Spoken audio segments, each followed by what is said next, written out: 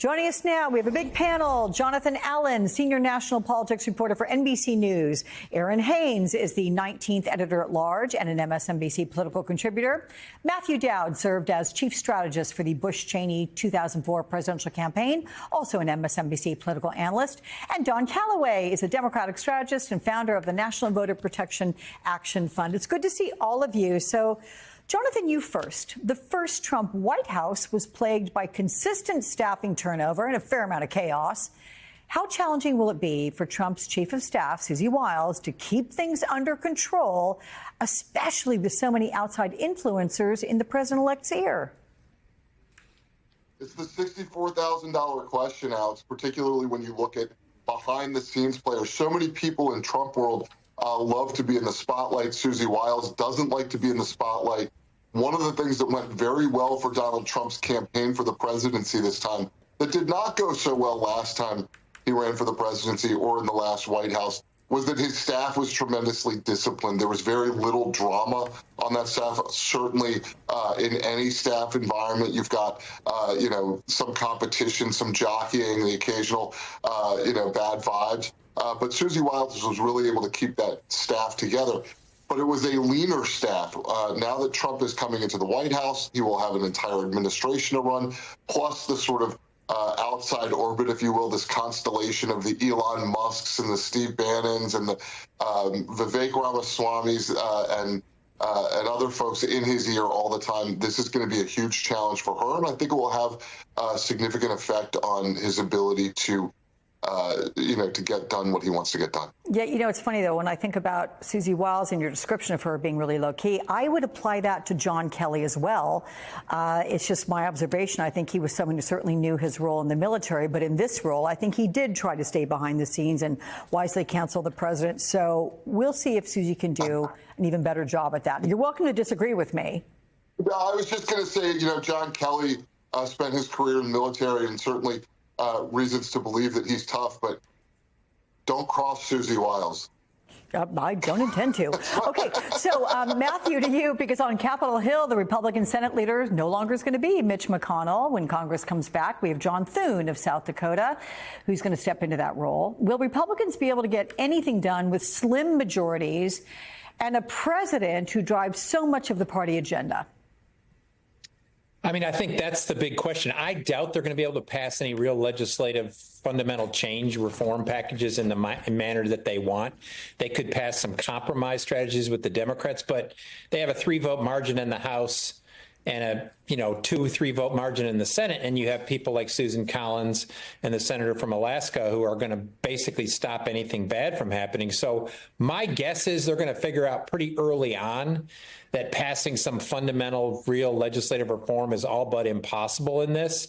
And I think Donald Trump's going to, resort to executive orders or, on the international scale, doing things with or without NATO, doing things with Russia, all of those things he can do sort of on his own as president of the United States. But legislatively, I think it's almost impossible to pass any fundamental reform that I think Republicans want.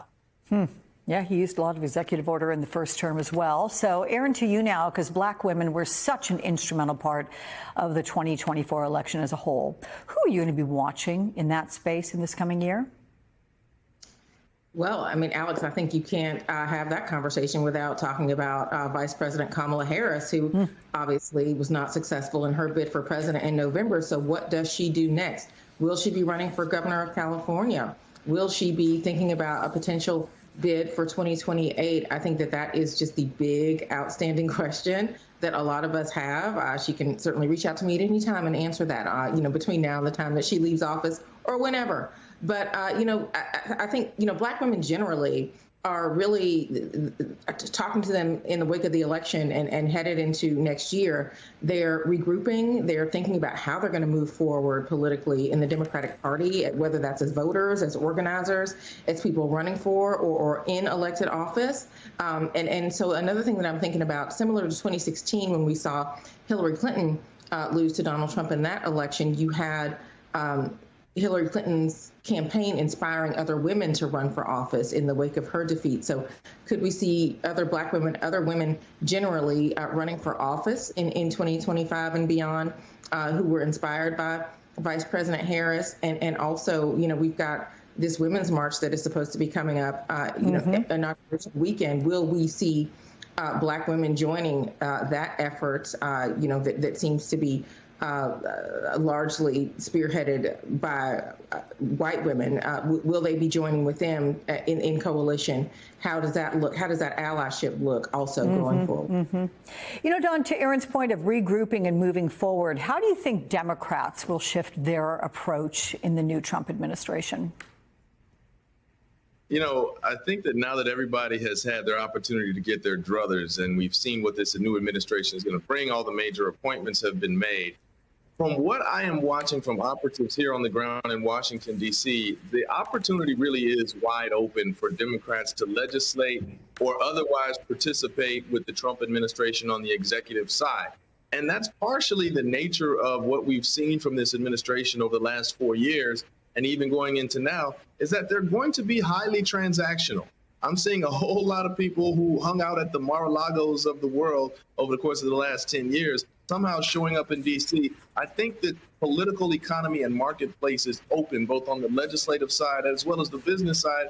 And I'm thinking that the Trump administration may surprise some Democrats as much as what they're willing to hear conversation about. We saw Donald Trump side with longshoremen since he's been elected. I just think there's a remarkable opportunity here to really get some substantive things done for the American people that provide a broader landscape of opportunity. I don't think there's a whole lot of progress to be made on a lot of the social issues that liberals have been concerned about, and rightfully so, because those have to do with fundamental protection of human rights. But I'm actually quite optimistic to see what the Trump administration presents in terms of having to work together with Democrats and broad structures nationally to actually achieve progress that's going to satisfy this populist coalition they put together to get elected. Jonathan, does that extend, this highly transactional concept, will that extend also to Hakeem Jeffries? Is he going to be able to do it in this Congress? I think it's extraordinarily important for Hakeem Jeffries, both for his own sake and for the sake of the Democrats in the House, to pick his battles, to understand where it is that President Trump is going too far, where President Trump may split the Republican Party and unify the Democrats along with some of the Republicans in order to stop parts of the agenda. I think if he decides to battle on everything, if he decides to try to maintain just a purely anti-Trump coalition, that is not enough, as evidenced by this last election, for Democrats to be successful. And Hakeem Jeffries is heading into his second Congress as the Democratic leader.